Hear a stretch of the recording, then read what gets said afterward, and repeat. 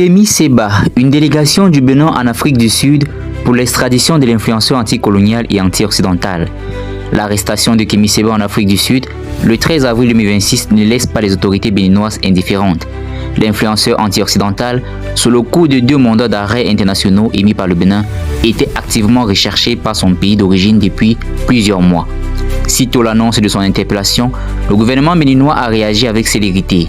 Une demande officielle d'extradition a été transmise aux autorités sud-africaines, tandis qu'une délégation béninoise a été dépêchée sur place pour peser de tout son poids dans ce dossier. Une demande d'extradition a été rapidement préparée et transmise aux autorités judiciaires sud-africaines.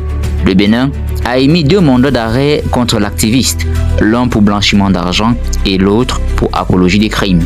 Kémy Séba s'est en effet installé dans une défiance permanente à l'égard de Patrice Talon, chef d'État du pays depuis 2016 et qui cédera bientôt sa place à Romuald Wardini, vainqueur de la présidentielle du 12 avril. Le pouvoir s'est pourtant montré indulgent en faisant relâcher Kémy Séba après une brève arrestation à Cotonou en septembre 2023. Les choses se sont ensuite progressivement dégradées. En mai 2024, Kémy Séba avait affirmé détenir les preuves de sa présence, de la présence des légionnaires français au nord du Bénin. À cela s'ajoutent des vidéos d'approbation sur le putsch manqué de décembre dernier. Une audience devrait être consacrée à la demande d'extradition béninoise.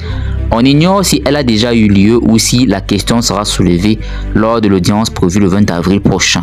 Les sources officielles contactées sont particulièrement discrètes sur le sujet. À la tête de l'ONG baptisée Urgence panafricaniste et connue pour ses diatribes radicales contre les autorités françaises et les pouvoirs africains alliés à Paris, Kémy Séba a été arrêté lundi en compagnie d'un fils pour des faits présumés de facilitation d'entrée illégale au Zimbabwe via le fleuve Limpopo, selon le communiqué de la police sud-africaine. Son ONG a dénoncé jeudi soir une tentative de mise à mort politique de Kémy Séba pour le pouvoir béninois dans un communiqué.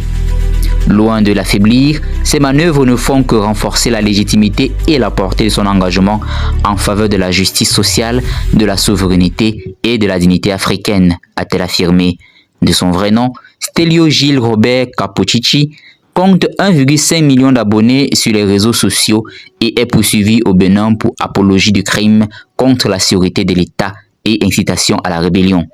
Né franco-béninois, Kémy Séba, 44 ans, s'est vu retirer sa nationalité française en 2024. Cet influenceur anti-occidental soutient des régimes militaires issus du coup d'État au Sahel, hostile à Paris et proche de la Russie.